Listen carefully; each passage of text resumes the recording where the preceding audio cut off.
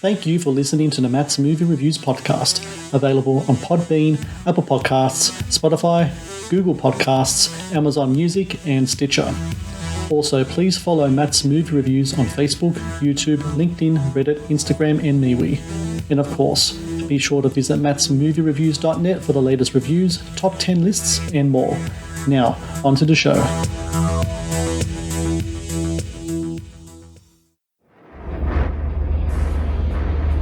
Sophomore year in high school, 4 of us wanted to start a group. I got in the car and I go, guys, I got the name for our band, Armored Saint. We pretty much identified with Armored Saint right away. We became instant friends. People that don't know the LA scene, we're talking still early. Don't is the brotherhood. Who would want to be an Armored Saint?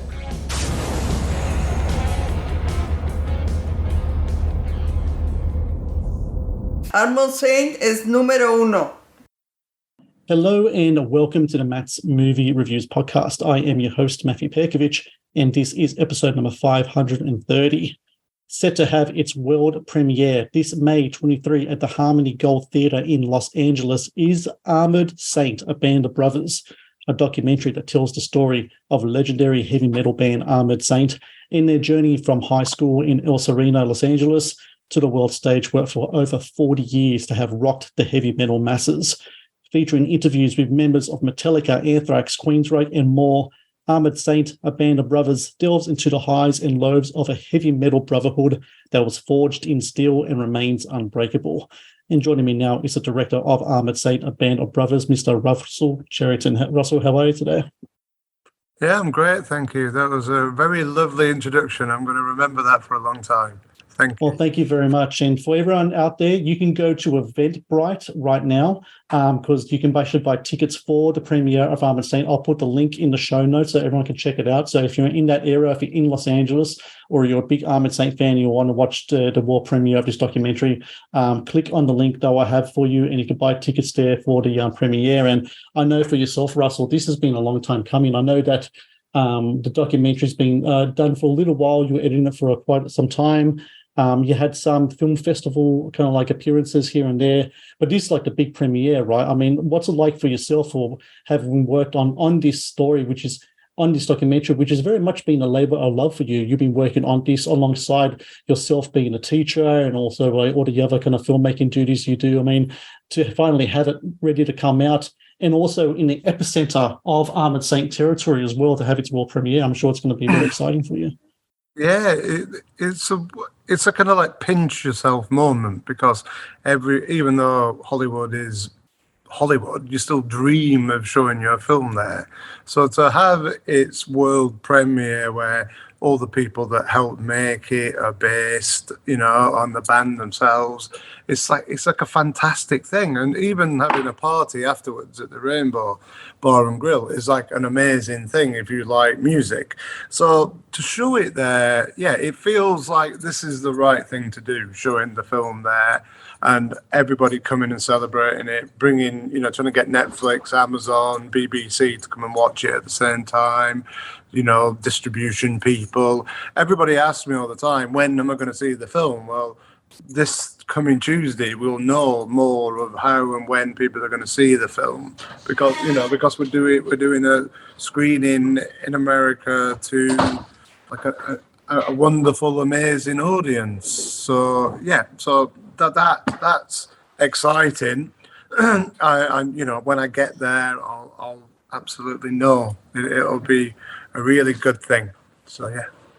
When it comes to Armored Saint themselves, the band, the guys in the band, you actually go way back with Joey Vera, don't you? I think I read that way back when you're a heavy metal teen reading Kerrang magazines, you pretty much started a pen pal kind of relationship with him, didn't you?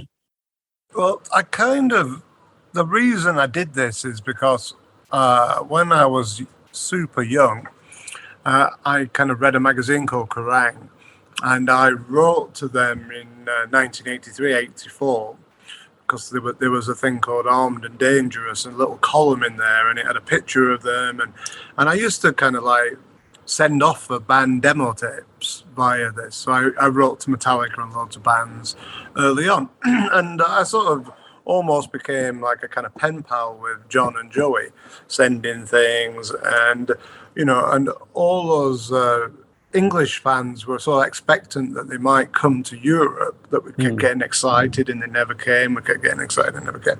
And then eventually they showed up in 1991, and I went to the Marquee Club in London, saw them, hung out with them, and sort of solidified that pen pal thing into more of something. And then me and Joey just stayed in touch, and when the band stopped, we kind of met up in London, me, Joey, and his wife Tracy. We'd go out for dinner, go out for drinks, and then I ended up directing a film for a band called Fate's Warning, A Pleasant Shade of Grey concept film. So I kind of had this symmetry with him, and I would see him all over, see their shows, see Joey in Fate's Warning, see just in a kind of like musicality way. And yeah, he just had his birthday recently. We don't call each other friends anymore. We call each other old friends, because that's what you are eventually with somebody when you've known them, for almost 40 years. Yeah. When did the idea of a documentary come about? Has that been something you kind of like had in mind for the band for a while, or was it something that Joey brought up? How did it all kind of, the idea kind of mutate into something that we're going to, so many people are going to see next week? Yeah, right. So there's two sides to the story. So I made a film called Nightbreed, the Cabal Cup. And when that finished, I started work on an adaptation of a Clive Barker short story called Jacqueline S. And I got it all the way to $3 million of funding. I cast it. I had it ready to go. I did test shoots, did everything. And it kind of, about a month from production, collapsed. People asked for more money. It just collapsed, like films sometimes do. And I kind of brushed myself off and thought, I'm not doing that again to myself. It really is stressful, when you work so hard on a feature.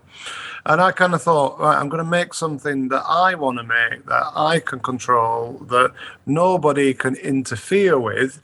And it kind of corresponded that they were going to tour Europe. And I had, like when you have the light bulb moment, it came on one day and I went, yes, they've got an amazing story. Things happen to them. There's tragedy, there's happiness, there's rebirth, there's friendship, there's a bad guy, there's everything, right? So I thought, it's a no-brainer. So I created like a little pack of my idea, went off to see them in Birmingham in the UK, took it, gave one to each band member. After the gig, they said, do it. So I just started doing it. And that was late 2017. And then obviously I had to put stuff into play and then, do lots of research, become the kind of most knowledgeable person in the world on their history. And we decided to make it. And because, like you said before, I'm an academic 24 weeks of the year. I also direct lots of music videos for the A to Z of British rock bands. I'm like their go-to guy, so I do that. And I basically did it in, I jokingly say I did it in the, when I wasn't teaching. So, and I would take some people that I've known since I was at film school, then I would take some graduates and I'd involve a couple of students so they'd get the experience. I took the kind of kids with long hair and looked like they were into rock music on these adventures to see Metallica and loads of other bands. So the sort of shooting of it took 18 months, 2 years. And then bang on finishing shooting it, I went to San Francisco to interview Lars from Metallica, like days before we got shut down for COVID. So bang, last interview, and then I flew home and then the world shut down. So I had this time to start thinking about, the edit of the film, how it was going to be constructed. And then when the world sort of allowed in our country more than two people to be together, I got my editor, Jimmy, to come down and we would do 4 or 5 days at a time on the edit, and we edited it for it took about 18 months, 2 years, and then obviously you get notes back from the band, what they do and don't like, and the film was about 3 hours, 30 minutes long initially, and then it basically came down from there. So yeah. Anyway, at the end of that bit, yeah. It's really interesting about the documentaries that, a lot of music documentaries, a lot of them can become just a game of like interview heads and like just a lot of like question and answer kind of stuff. What you really wanted to do for your documentary for the Armored Saint guys is like you really wanted to tell a story. You want to tell their story, and their story is very thematic. Like you said, there's all these different qualities to the story. There's life, there's death, there's this enduring kind of friendship that started when they were teenagers all the way to now. It's quite remarkable, actually, when you think about it. I can't think of any other bands that have lasted so long where there was a core there, with the exception of the guitar player who passed away like in the early 90s. I mean, everyone's still in the band. I mean, when you were putting the film together, how important was it for you to make sure that a story was told, that what people are watching is a documentary, yes, is a kind of like a chronicle, but you want to make sure that there was actually storytelling behind that as well? And when doing the editing, how important was that in the editing process to bring all that together? Well, initially, my goal on that was, I think my favourite music film is Running Down a Dream, the Tom Petty film. Right, because I just find it like proper narrative storytelling within a music documentary. And then what you learn is I constructed the narrative in the research. So the questions went from them being 8 years old to them now. And I kind of weaved it through that almost like I was writing chapters of a book for the questions. So I did that.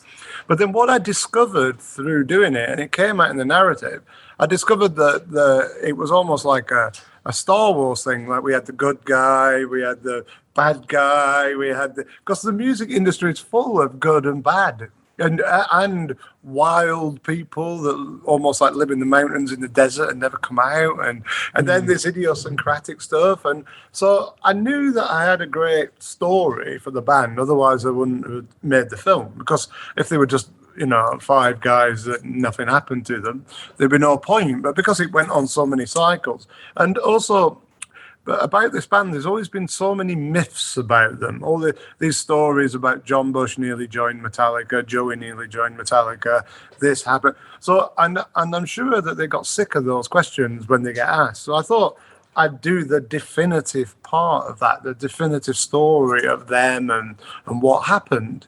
And one of the great moments in my film, it's like a non-spoiler thing, is there's a Metallica chapter near the end. It's so joyous. When you see it, you'll feel the joy. You'll feel the joy from Metallica. You'll feel the joy from the band, and you just understand that some bands get incredibly lucky, like Metallica, and become this stadium entity, and some bands like Armored Saint just remain at the same level, but they have fans all over the world. People love them, and it's all those reasons why the film works, but it has got a proper narrative. And I think because I am a narrative filmmaker, I don't make documentaries all the time. I write feature films, I make stuff like that, but I'm so musically inclined. I've got so much music. I think music is my first love and film is my second love. Art is my third love and literature is my fourth love, but they all fuse together in what you do anyway.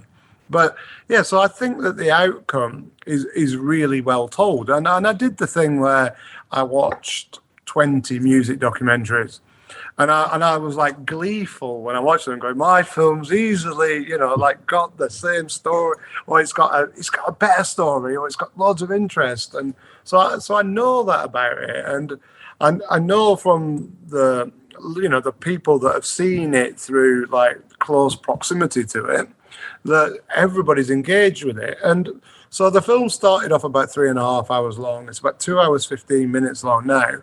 So there's another 50 odd minutes for the Blu-ray and DVD special features of the other stories. So which otherwise, I would have had to show it in 2 parts. It would have been like a TV series. So I had to get it down so it was watchable. But all this stuff that's in the 50-odd minutes that would go on a Blu-ray or DVD are really special as well. So, yeah, it is a movie. And it's not It's not. It's got funny moments, but it isn't like a mockumentary like the Anvil film. It's more like Tom Petty's Running Down a Dream, but it's about that band of friends. And like you said, they met when they were sort of 8 years old, living in Pasadena. Joey, John, Gonzo, and Phil knew each other all the way. Then Dave Pritchard joined. And then, and he was a year younger than them. And then when he passed, in 1989-90, what happened after that is that a guy joined that had been friends with him since about 1984. And he's been the new guy since 1989, and they've only had one member change in 40 years of being a band. It's amazing, like you said, yeah. The Matt's Movie Reviews podcast is brought to you by TeePublic. TeePublic is the world's largest marketplace for independent creators to sell their work on the highest quality merchandise. With over 1.2 million designs, TeePublic is sure to have something you will love. The Matt's Movie Reviews podcast is brought to you by Amazon. The world's leading online store, Amazon is your first stop to buy a wide range of products at competitive prices with fast delivery times. Amazon is also a world-class entertainment hub that includes Prime Video, Audible, Twitch, Amazon Music, and more. Sign up with Amazon today and experience the best in online shopping and entertainment. Please support Matt's Movie Reviews on Patreon. Get access to exclusive content, request movie reviews and top 10 lists, and help support my work. Please click on the Patreon link in the description below.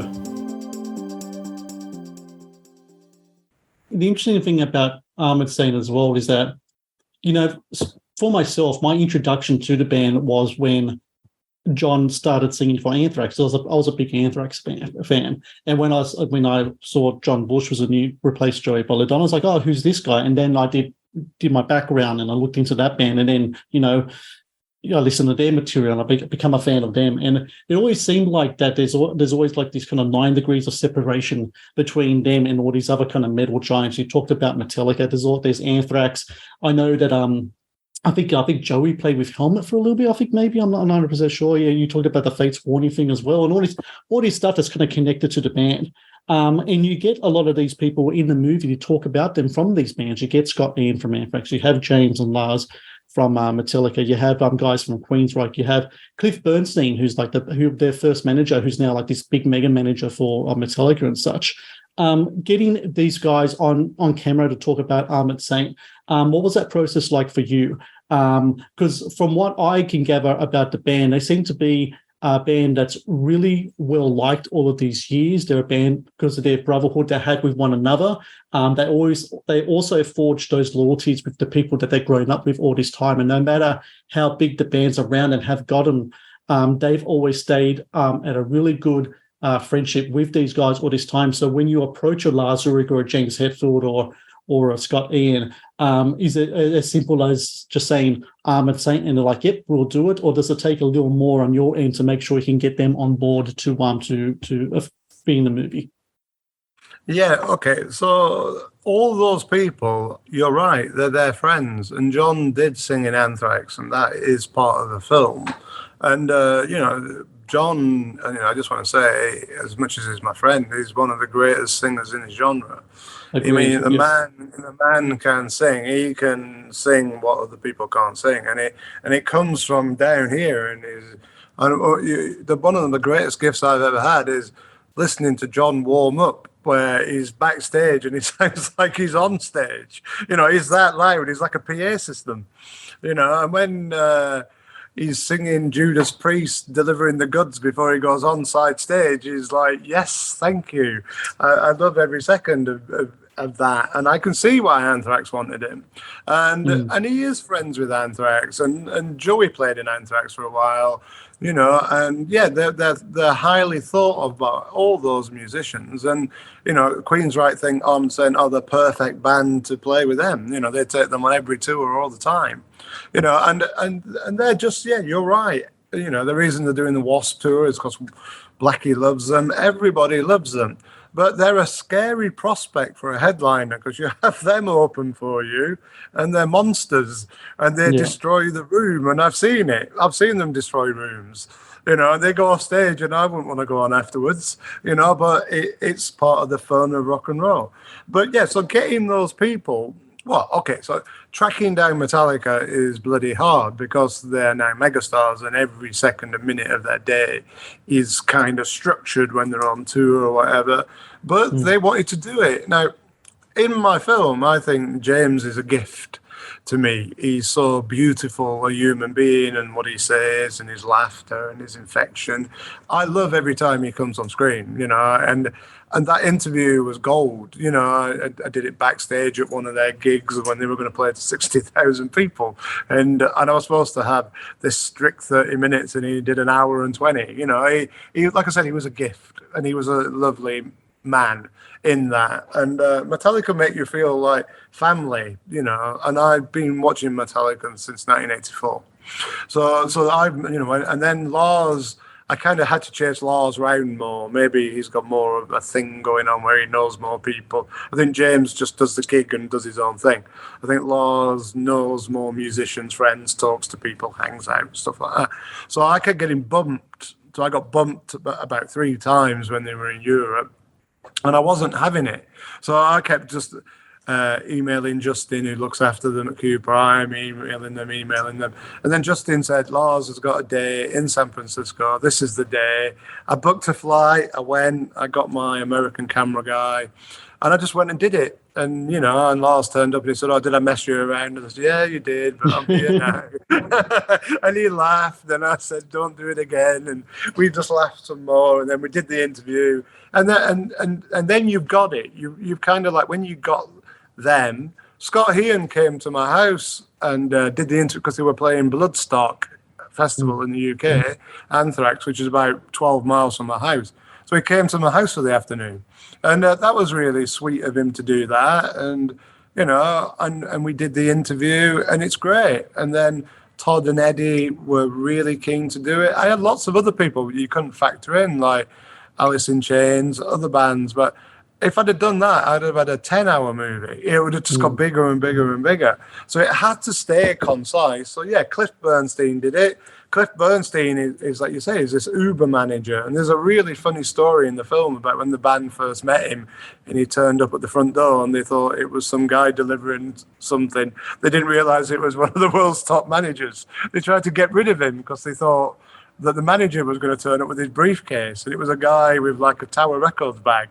So it's kind of, there's loads of stories about these, and when I met him, he was open and kind.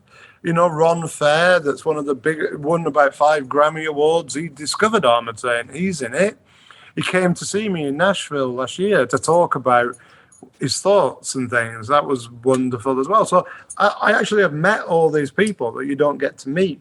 Neil Slozvar, the photographer, the guy that did the Van Halen album covers. He's in the film. He's amazing. He's showing me Van Halen photos in his studio. I'm going, really? It's kind of like that. Even I consider myself a musicologist. I love music, and meeting these people was super interesting. But they all met me and took part in the film because they loved it, and that like lots of these people are coming to the premiere, so that's fantastic as well. They're flying in to come and watch the movie. It's a gift, but like you said, Armored Saint are loved by all these bands, and everybody knows that they're brilliant. But like it just goes that way for some bands. Some bands get bigger, some bands stay the same. Some bands split up, some bands continue.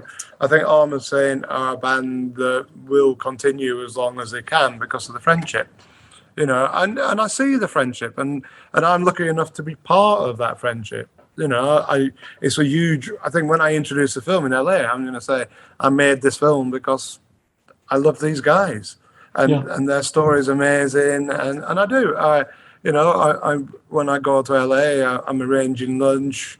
To hang out and talk about things as well as have the premiere. It's like we'll do social stuff too. And I know whenever they tour, I go watch them, and I have a great time as well. But like I said, I do think that when you feel something for a band, that you do better work. That's my theory, anyway. Final question. In the past, especially in recent years, we've seen music documentaries come out about artists, the Sugar Man documentary, the Anvil documentary. And what will happen is that the artists themselves will find themselves, their careers resurrected in a certain sense. The interest in them grows again. And Armored Saint have always been a band to me that always been kind of like one step away from a certain level of stardom. They've always been consistently great. They've always been consistently popular with their fan base, but there was just like one little extra thing that was just needed to kind of just pop them just back up into our next plateau. My hope is, and I'm sure yours is as well, and all other Armored Saint fans who know just how good the quality of the music is. I mean, their latest albums, I'm going to say, I think are some of their strongest materials they've ever done. Like, I think the album they did several years back was just fantastic as well. My hope is, and I'm sure yours is as well, is that when this documentary comes out, and it's as good as I believe it is going to be, and that it will bring up an interest again in the band, and that people will start looking into them again, and then it will like just prop them up a little more. Is that what you're hoping will be as well? Not only are you hoping for people to have a good reaction to the film, which I'm sure they will, but that kind of like reaction to the film will also mean that the band themselves will find themselves put back in the spotlight again, so to speak? I think what the film will do is, like you said, is all of those things, but it will reaffirm to people that this band are still legendary and that their story is valid. So what my serious hope is that the Queensryche fans watch it, the Anthrax fans watch it, the Metallica fans watch it. They then want to go watch that band perform. I agree totally. And I think that, if people take them seriously and realize that this band are as valid as they were when they first discovered them in 1984 or 86, it would have a magical outcome. But they deserve to be on big stages, playing with amazing bands, like destroying rooms, playing to people. But I think that they came to a realization that they do this because they enjoy doing it, and they've stopped stardom chasing. And I think that's a very mature thing to do, is stop chasing stardom. So, as a filmmaker, I'm not chasing stardom. I'm making films because I want to make them. They do the same as artists. I think the art of creativity is not about fame, but I do think that people will appreciate them because that are new. Like there's always new people coming to genres. Like you look at a band like Iron Maiden, their audience is sort of 13 to 65. And that I hope that can happen for Armored Saint. The kids coming up see it. And it's not just their fans of the last 40 years, but it's like new people get. So if a whole new generation discovered them because of this film and the hooks of these people that are in it, then that will do wonders for them, and it will sustain them and keep them moving forward. But it's become a very bizarre world, the music industry. It's not about records anymore, is it? It's about live performances and merchandise and standing next to your favorite rock star, having a picture taken and getting scalped, in the process. But I mean, even if you do a little bit of online reading, everybody says the best VIP experience that you can get with a band is with Armored Saint, because they spend time with people, they make it worthwhile, they're incredibly kind, knowledgeable to their fans, and that's another testament to who they are as people. They're real, caring, kind human beings. And I know that the band feel that if the right people see this, then it will be a great thing for them, and their support towards me has been amazing. So they've let me have anything that I needed. So yeah, I can't praise them highly enough, and I'm sure when they see our conversation, they'll appreciate what you said too. So for everyone out there listening, May 23 at the Harmony Gold Theatre in Los Angeles, Armored Saint, a Band of Brothers world premiere. Like I said, you can go to Eventbrite. You can buy tickets there. I'll have the link to the ticket page in my show notes, because we want to have people there. We want people to watch it. We want the word to go around that this documentary is premiering. It's going to be coming out. And just let people know about the mighty Armored Saint, about their story, about their music, and about the documentary. And I got to say, Russell, thank you so very much for your time today. I think you and I got in touch like maybe a couple of years back, just talking about this and such. It's so great that this is happening. The film's coming out. I know it's been a labor of love for you. So congratulations to you. Best of luck with the upcoming premiere. And thank you again for your time today. Thank you. Cheers. All the best. Take care. Thank you for watching the Matt's Movie Reviews channel. Please subscribe for more reviews, podcast interviews, and exclusive content. Also, if you would like to request a review and support my work, please join my Patreon via the link in the description below.